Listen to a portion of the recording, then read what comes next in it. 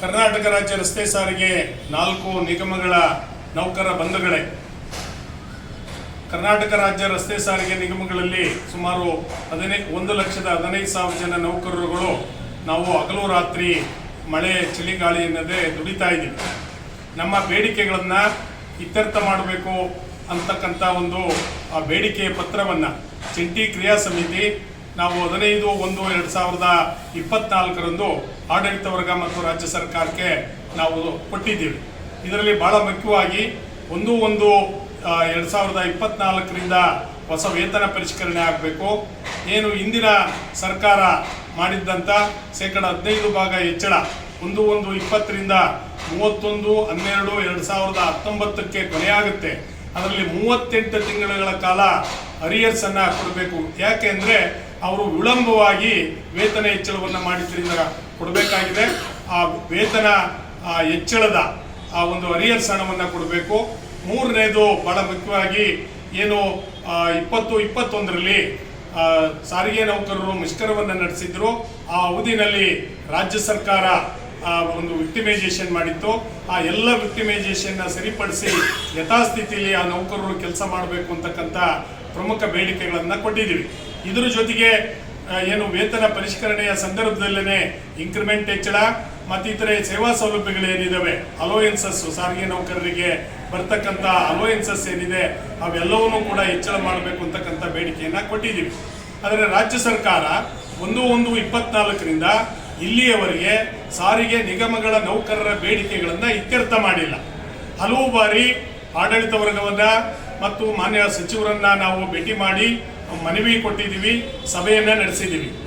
ಮಾನ್ಯ ಮುಖ್ಯಮಂತ್ರಿಗಳ ಜೊತೆ 2 ಬಾರಿ ಸಭೆಯನ್ನು ನಡೆಸಿದ್ದೀವಿ. 4/7/2025 ವಿಧಾನಸೌಧದಲ್ಲೂ ಕೂಡ ಉನ್ನತ ಮಟ್ಟದ ಸಭೆಯನ್ನು ನಡೆಸಿ ನಮ್ಮ ಬೇಡಿಕೆಗಳನ್ನು ಇತ್ಯರ್ಥ ಮಾಡಬೇಕು ಅಂತಕ್ಕಂಥ ಅಂಶವನ್ನು ನಾವು ಕೇಳಿದ್ದೀವಿ. ಅಂದಿನ ಸಭೆಯಲ್ಲಿ ಸಾರಿಗೆ ನೌಕರರಿಗೆ 31/12/2023 ಕೊನೆಗೊಳ್ಳತಕ್ಕಂಥ ಏನು ಇದಿದೆ ವೇತನ ಇದೆ ಅದಕ್ಕೆ 25% ವೇತನ ಹೆಚ್ಚಳವನ್ನು ಮಾಡಬೇಕು ಮತ್ತು DA 31% DAಯನ್ನು ಮರ್ಜ್ ಮಾಡಿ ವೇತನ ಶ್ರೇಣಿಯನ್ನು ಮಾಡಬೇಕು ಅಂತಕ್ಕಂಥ ಒಂದು ಬೇಡಿಕೆಯನ್ನು ಇತ್ಯರ್ಥ ಮಾಡಬೇಕು ಅಂತ ಕೇಳಿದ್ದೀವಿ. ಜೊತೆಗೆ 38 ತಿಂಗಳ ಕಾಲ ಏನು ಅರಿಯರ್ಸ್ ಕೊಡಬೇಕು ಅದನ್ನು ರಾಜ್ಯ ಸರ್ಕಾರ ಕೊಟ್ಟು ಕೂಡಲೇ ಸಾರಿಗೆ ನೌಕರರಿಗೆ ಅದನ್ನು ಕೊಡಬೇಕು ಅಂತಕ್ಕಂಥ ಮನವಿಯನ್ನು ಮಾಡಿದ್ದೀವಿ. ಆದರೆ ಮಾನ್ಯ ಮುಖ್ಯಮಂತ್ರಿಯವರು ಈ ಬೇಡಿಕೆಗಳನ್ನು ಇತ್ಯರ್ಥ ಮಾಡುವ ಬದಲು ಈ ಬೇಡಿಕೆಗಳನ್ನು ಒಂದು ರೀತಿ ನಿರಾಕರಿಸೋ ರೀತಿಯಲ್ಲಿ ಅವರು ಇವತ್ತ ಮಾತನಾಡಿದ್ದಾರೆ. ಇದರಿಂದ ಸಾರಿಗೆ ನಿಗಮಗಳ ನೌಕರರಿಗೆ ಕರ್ನಾಟಕ ಕಾಂಗ್ರೆಸ್ ಸರ್ಕಾರ ದ್ರೋಹ ಮಾಡ್ತಾ ಇದೆ, ಅನ್ಯಾಯ ಮಾಡ್ತಾ ಇದೆ ಅಂತಕ್ಕಂಥ ಹಿನ್ನೆಲೆಯನ್ನು ಮನಗಂಡು ಏನು ಜಂಟಿ ಕ್ರಿಯಾ ಸಮಿತಿಯನ್ನು ನಾವು ರಚನೆ ಮಾಡಿದ್ದೀವಿ. AITUC ಮಹಾಮಂಡಲ, CITU, SC/ST 2 ಯೂನಿಯನ್ಗಳು ಮತ್ತು ಕರ್ನಾಟಕ ರಾಜ್ಯ ರಸ್ತೆ ಸಾರಿಗೆ ನೌಕರರ ಸಂಘ ಈ 6 ಸಂಘಗಳು ಜಂಟಿಯಾಗಿ ಇವತ್ತ ನಾವು ಮುಷ್ಕರಕ್ಕೆ ಕರೆ ಕೊಟ್ಟಿದ್ದೀವಿ. ದಿನಾಂಕ 5/8/2025 ಒಳಗೆ ಸಾರಿಗೆ ನೌಕರರ ಬೇಡಿಕೆಯನ್ನು ಇತ್ಯರ್ಥ ಮಾಡದೇ ಇದ್ರೆ ಸಾರಿಗೆ ನಿಗಮಗಳ 1,15,000 ಜನ ನೌಕರರು 23,000 ಬಸ್ಸುಗಳನ್ನ ಸ್ಥಗಿತಗೊಳಿಸಲಿಕ್ಕೆ ಈಗಾಗಲೇ ಕರೆ ನೀಡಲಾಗಿದೆ. ಸಾರಿಗೆ ನೌಕರರು ತುಂಬಾ ಅತೃಪ್ತಿಯಿಂದ ಇದ್ದಾರೆ. ಯಾಕೆಂತ ಹೇಳಿದ್ರೆ ಇದೇ ಸಂದರ್ಭದಲ್ಲಿ ರಾಜ್ಯ ಸರ್ಕಾರಿ ನೌಕರರಿಗೆ ನಮಗೂ ಇರ್ತಕ್ಕಂಥ ವೇತನದ ಅಂತರ ಬಹಳ ಇದೆ. ಅದರಿಂದ ಅದಕ್ಕೆ ಸರಿಸಮಾನತ್ವದ ವೇತನ ಆಗಬೇಕಾದ್ರೆ ಈ ಒಂದು 25% ಹೆಚ್ಚಳ 31% DAಯನ್ನು ಮರ್ಜ್ ಮಾಡಬೇಕು ಅಂತಕ್ಕಂಥ ಬೇಡಿಕೆಯನ್ನು ನಾವು ಕೇಳಿದ್ದೀವಿ. ಇದರಿಂದ ಸಾರಿಗೆ ನೌಕರರು 1/1/24 ಇಲ್ಲಿಯವರೆಗೆ ಕಾದು ಈಗ ಅತೃಪ್ತಿಯನ್ನು ಹೊಂದಿ ಅವರು ಈಗ ಹೋರಾಟಕ್ಕೆ ಸಜ್ಜಾಗಿ ನಿಂತಿದ್ದಾರೆ.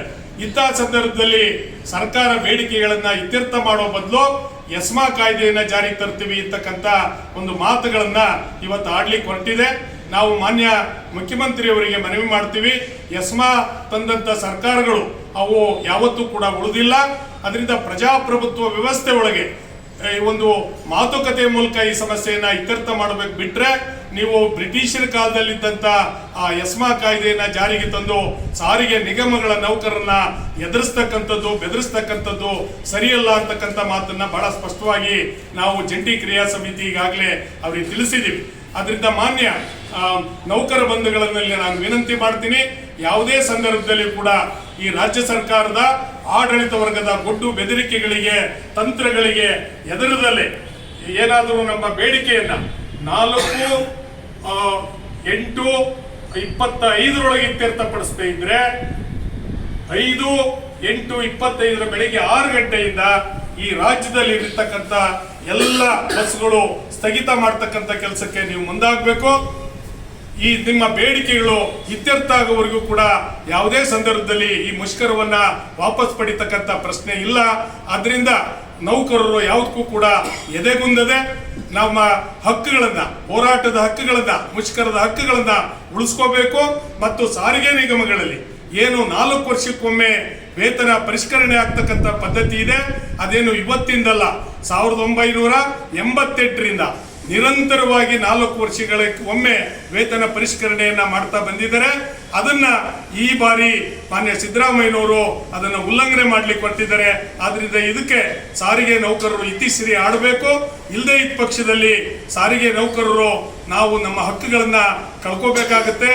ಏನು 1947ರ ಕೈಗಾರಿಕಾ ವಿವಾದದ ಕಾಯ್ದೆ ಅನ್ವಯ ಸಾರಿಗೆ ನಿಗಮಗಳ ನೌಕರರಿಗೆ ಏನು ವೇತನ ಪರಿಷ್ಕರಣೆ ಆಗ್ತಾ ಇದೆ ಅಂತ ಹಕ್ಕುಗಳನ್ನ ರಕ್ಷಣೆ ಮಾಡ್ಕೋಬೇಕು ಅಂತಕ್ಕಂಥ ವಿನಂತಿಯನ್ನ ಮಾಡ್ತೀವಿ. ಇದರ ಜೊತೆಗೆ ಬಹಳ ಮುಖ್ಯವಾಗಿ 30ನೇ ತಾರೀಕು ಸ್ವಾತಂತ್ರ್ಯ ಯೋಧರ ಒಂದು ಉದ್ಯಾನವನದಲ್ಲಿ ಒಂದು ದಿವಸ ನಾವು ಉಪವಾಸ ಸತ್ಯಾಗ್ರಹವನ್ನು ನಡೆಸಿ ಒಂದು ಪ್ರತಿಭಟನೆಯನ್ನ ನಡೆಸಬೇಕು ಅಂತಕ್ಕಂಥ ಕಾರ್ಯಕ್ರಮವನ್ನು ಕೂಡ ನಾವು ಹಮ್ಮಿಕೊಂಡಿದ್ದೀವಿ. ಈ ರಾಜ್ಯದ 4 ನಿಗಮಗಳಲ್ಲಿ ದುಡಿತಕ್ಕಂಥ ನೌಕರರು ನೀವು ಹೆಚ್ಚಿನ ಸಂಖ್ಯೆಯಲ್ಲಿ ಈ ಒಂದು 10 ಗಂಟೆಯಿಂದ ಸಂಜೆ 4 ಗಂಟೆವರೆಗೂ ನಡೆತಕ್ಕಂಥ ಈ 30ನೇ ತಾರೀಕಿನ ಸತ್ಯಾಗ್ರಹಕ್ಕೆ ಹೆಚ್ಚಿನ ಸಂಖ್ಯೆಯಲ್ಲಿ ಬರಬೇಕು ಅಂತೇಳಿ ನಾವು ಮನವಿಯನ್ನ ಮಾಡ್ತಾ ಇದ್ದೀವಿ.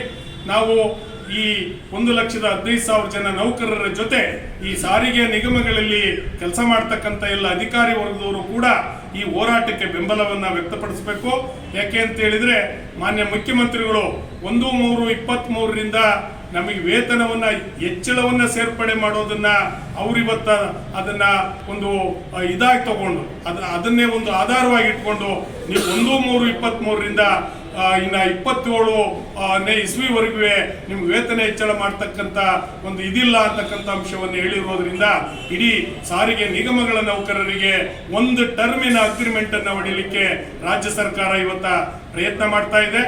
ಮತ್ತು ಈ ಸಂದರ್ಭದಲ್ಲಿ ಮಾನ್ಯ ಮುಖ್ಯಮಂತ್ರಿಗಳಿಗೆ ನಾವು ವಿನಂತಿ ಮಾಡ್ತೀವಿ, ನೀವು ಪ್ರಜಾಸತ್ತಾತ್ಮಕ ರೀತಿಯಲ್ಲಿ ಸಾರಿಗೆ ನಿಗಮಗಳ ನೌಕರರ ಬೇಡಿಕೆಗಳನ್ನ ಇತ್ಯರ್ಥ ಮಾಡಬೇಕು. ಅದನ್ನು ಬಿಟ್ಟು ಎಸ್ಮಾ ಕಾಯ್ದೆ ಅಂತ ಕಾಯ್ದೆನ ತರ್ತೀವಿ ಅಂತ ಹೇಳಿ ಸಾರಿಗೆ ನೌಕರನ್ನ ಎದುರಿಸ್ತಕ್ಕಂಥದ್ದು ಬೆದರಿಸ್ತಕ್ಕಂಥದ್ದು ಸರಿಯಲ್ಲ.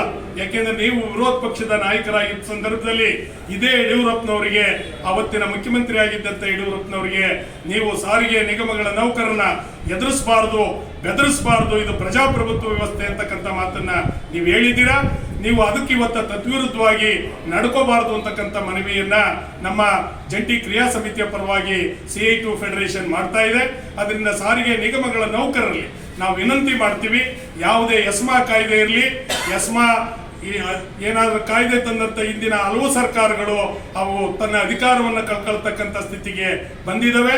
ಯಾರು ಕೂಡ ಈ ಬ್ರಿಟಿಷರ್ ಕಾಲದ ಎಸ್ಮಾ ಇಟ್ಟುಕೊಂಡು ಪ್ರಜಾಪ್ರಭುತ್ವ ವ್ಯವಸ್ಥೆ ಒಳಗೆ ಅವರು ಅದನ್ನು ತರಲಿಕ್ಕೆ ಬಂದ್ರೆ ಅಂಥವ್ರಿಗೆ ಕಾರ್ಮಿಕ ವರ್ಗ ಎದುರ್ತಕ್ಕಂಥ ಅಗತ್ಯ ಇಲ್ಲ ಅಂತಕ್ಕಂಥ ಅಂಶವನ್ನ ಬಹಳ ಸ್ಪಷ್ಟವಾಗಿ ಹೇಳಲಿಕ್ಕೆ ಬಯಸ್ತೀವಿ. ನೀವು ಯಾರೂ ಕೂಡ ಎಸ್ಮಾಗೆ ಇತರೆ ಆಡಳಿತ ವರ್ಗ ಅಥವಾ ಸರ್ಕಾರದ ಬೆದರಿಕೆಗಳಿಗೆ, ಗೊಡ್ಡು ಬೆದರಿಕೆಗಳಿಗೆ ಎದುರದಲ್ಲೇ ನಿಮ್ಮ ಹಕ್ಕುಗಳನ್ನ ರಕ್ಷಣೆ ಮಾಡಿಕೊಳ್ಳಿಕ್ಕೆ 4 ವರ್ಷಕ್ಕೊಮ್ಮೆ ಇರ್ತಕ್ಕಂಥ ವೇತನ ಪರಿಷ್ಕರಣೆಯ ಹಕ್ಕನ್ನ ಉಳಿಸ್ಕೊಳ್ಳಿಕ್ಕೆ ನೀವು ಮುಂದಾಗಬೇಕು. ಮತ್ತು 25% ವೇತನ ಹೆಚ್ಚಳ ಆಗಬೇಕು. 31% DA ಮರ್ಜ್ ಆಗಿ ವೇತನ ಶ್ರೇಣಿ ಫಿಕ್ಸ್ ಆಗಬೇಕು. ಅರಿಯರ್ಸ್ 38 ತಿಂಗಳ ಕಾಲ ಪಡ್ಕೊಳ್ಳಿಕ್ಕೆ ನೀವು ಮುಂದಾಗಬೇಕು ಅಂತಕ್ಕಂಥ ಮನವಿಯನ್ನ ನಾವು ಈ ಸಂದರ್ಭದಲ್ಲಿ ಮಾಡ್ತಾ ಇದ್ದೀವಿ.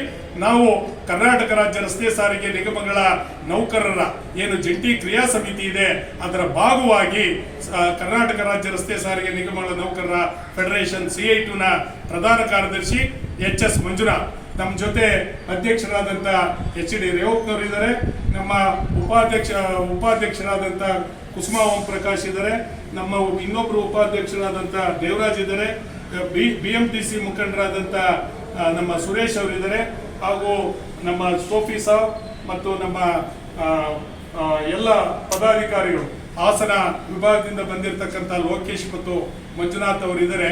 ಸೊ ಅದರಿಂದ ನಾವೆಲ್ಲರೂ ಸೇರಿ ಇವತ್ತ ಇಲ್ಲಿ ಸಭೆಯನ್ನು ನಡೆಸಿ ಸಾರಿಗೆ ನಿಗಮ ನೌಕರರಿಗೆ ಈ ಕರೆಯನ್ನು ಕೊಡಬೇಕು ಅಂತಕ್ಕಂಥ ತೀರ್ಮಾನವನ್ನು ಮಾಡಿದ್ದೀವಿ. ನಮಸ್ಕಾರ.